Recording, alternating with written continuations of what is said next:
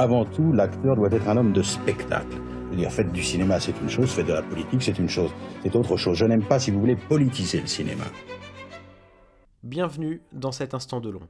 Le temps est venu de vous parler d'un duo légendaire, deux rivaux qui partagent enfin la vedette. Alain Delon et Jean-Paul Belmondo dans Borsalino, réalisé par Jacques Deray et sorti en 1970. Petit résumé avant de commencer, vous connaissez la chanson. Dans le Marseille des années 30, nous suivons les aventures de Siffredi et Capella, deux gangsters déterminés à conquérir la ville.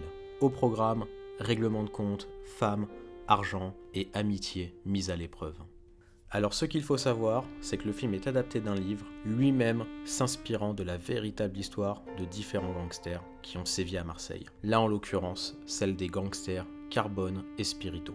A l'origine, le film devait justement s'intituler Carbone et Spirito, ce qui n'a pas plu à leur entourage. Jacques Deray a reçu des menaces de mort, la production était sous pression, et c'est ainsi que les noms des personnages ont été modifiés et que le film est rebaptisé Borsalino, en référence à la marque de chapeau que portent les protagonistes. Et anecdote amusante, Delon incarne Roch Siffredi, un nom qui a inspiré Rocco, une autre figure du cinéma. Enfin, cinéma, on se comprend quoi. Jacques Deray a eu un parcours intéressant. Il a commencé comme acteur avant de devenir assistant réalisateur, puis réalisateur. Il s'est surtout illustré dans le polar, à tel point qu'un prix porte son nom, récompensant chaque année le meilleur film policier français. C'est un réalisateur essentiel du cinéma populaire français que nous avons évoqué maintes fois sur la chaîne. Le face-à-face Delon-Belmondo est un peu le hit français. C'est un film à leur gloire. Forcément, l'argument principal du film, c'est son duo d'acteurs, Alain Delon et Jean-Paul Belmondo, les grosses stars de l'époque. Mais quand je dis star, c'est vraiment star. Je parle de véritables icônes, d'une notoriété qu'on ne retrouve plus aujourd'hui. Plusieurs producteurs avaient tenté de les réunir, sans succès, jusqu'à ce que Delon, en produisant Borsalino, réussisse à faire venir son rival. Ce qui est génial, c'est que le mec produit un blockbuster en invitant son principal concurrent, non pas pour lui donner le rôle de son ennemi ou autre, mais pour qu'il soit complice à l'écran. Ils sont même potes dans le film. On peut critiquer son ego, mais il y a cette interview où, revenant de son échec aux États-Unis, une journaliste lui demande qui est le numéro 1 en France. Et il répond Belmondo. Delon a donc produit le film et choisi Jacques Deray pour le réaliser, car leur précédente collaboration sur la piscine s'était très bien passée, et il fallait un homme de la trempe de Deray pour gérer deux égos aussi imposants. On le qualifiait parfois d'arbitre. D'ailleurs, le contrat de Deray stipulait que les deux acteurs devaient avoir un temps de présence égal à l'écran. Lorsqu'ils apparaissent dans la même séquence, il a dû établir un découpage méticuleux. La campagne promotionnelle à l'époque était impressionnante. Sur les Champs-Élysées, une affiche gigantesque affichait Borsa pour Delon et Lino pour Belmondo. A noter d'ailleurs qu'ils jouent des personnages peu recommandables tous les deux, mais que leur image n'est jamais ternie. Ils ont des valeurs et ils respectent un code d'honneur. Dans l'univers corrompu dans lequel ils évoluent, ils passent presque pour des anges. Je parlais de blockbuster car c'en est réellement un. Delon a produit le film via sa société, mais il est également cherché des financements auprès de la Paramount chez les Ricains.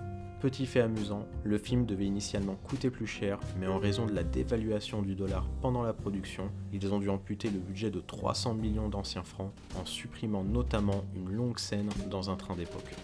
Le film est coécrit par Claude Sautet, qui avait déjà réalisé des films, et par Jean-Claude Carrière, entre autres. Malgré le budget serré, Delon et Deray ont une vraie ambition cinématographique et ils vont recréer le Marseille des années 30 avec une fidélité remarquable.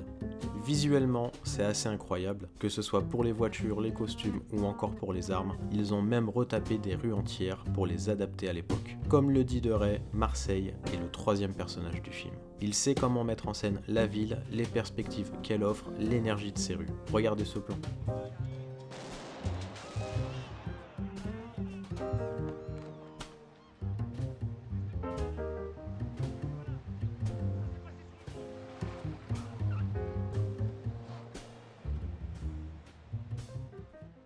Deray est un réalisateur esthétique et cette scène d'action, parmi les morceaux de viande suspendus, est spectaculaire. C'est un véritable atout d'ailleurs pour le film de se situer à Marseille plutôt qu'à Paris, comme la majorité des films de cette période.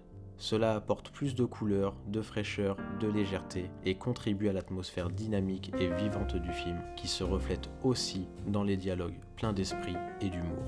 Le film se distingue également par sa fin qui intervient à un moment clé du destin des personnages et la direction que prend leur relation est étonnante, faisant écho à leur rivalité dans la vraie vie. On n'assiste pas à un règlement de compte ou à des coups bas, mais à quelque chose de beaucoup plus simple et humain. Et bien sûr, impossible de parler de Borsalino sans mentionner sa bande originale, devenue tout aussi culte, qui suivra Delon pendant des années. Dans la logique américaine, il y a eu une suite, Borsalino & Co., également réalisée par De Ray. Je voulais vous dire en face que je suis revenu pour vous tuer. Et que je vais le faire. Très vite. Mais pourquoi vous me dites ça? Pour que vous ayez peur. Il réalisera en tout 3 films avec Belmondo et 10 films avec Delon.